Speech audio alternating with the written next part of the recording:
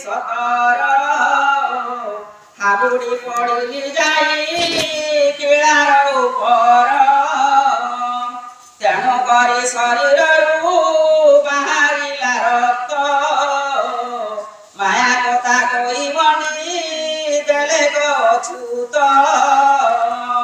ଶ୍ରୀକୃଷ୍ଣ ବଳରାମକୁ ବୋଲନ୍ତି ବଚନ ଯମୁନା ଜଳରେ ଯାଇ କରେ ସ୍ନାନ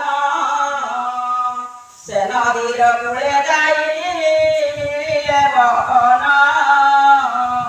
ଗୋପାଳ ପୁଅଙ୍କ ସଙ୍ଗେ ଗଲେ ସେଇ ସ୍ଥାନ ବନ କ୍ରୀଡ଼ା କରନ୍ତି ଯେ ପୁଷ୍ପମାନ ଘେନି ବନେ ବନେ ବୁଲନ୍ତି ବ୍ରହ୍ମା ନିରୂପଣ କଲେ ଶ୍ରୀକୃଷ୍ଣ ରୂପ ସେ ପୋଜ ନେଇ ବସିଲାଣି ବୁଢ଼ୀ କୃଷ୍ଣଙ୍କୁ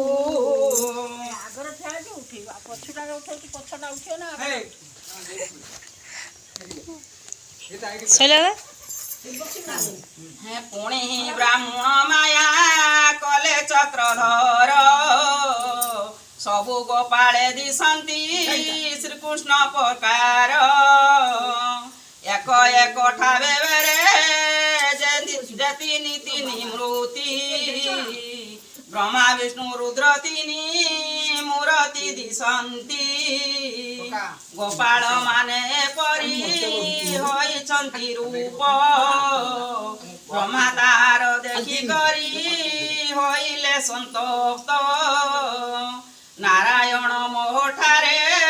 ନିର୍ଦୟ ହଇଲେ କୋଟି କୋଟି ବ୍ରହ୍ମା ତେଣୁ ଦେହୁ ଜାତ କଲେ ଦୁଃଖରେ ବ୍ରହ୍ମା ବସିଲେ ଯମୁନା କୂଳରେ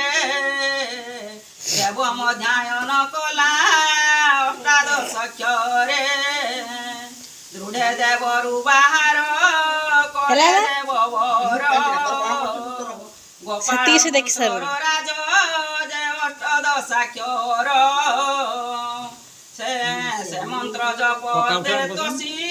ହେଲେ ଦାମୋଦର ବ୍ରହ୍ମାର ଛାମୁରେ ଉଭା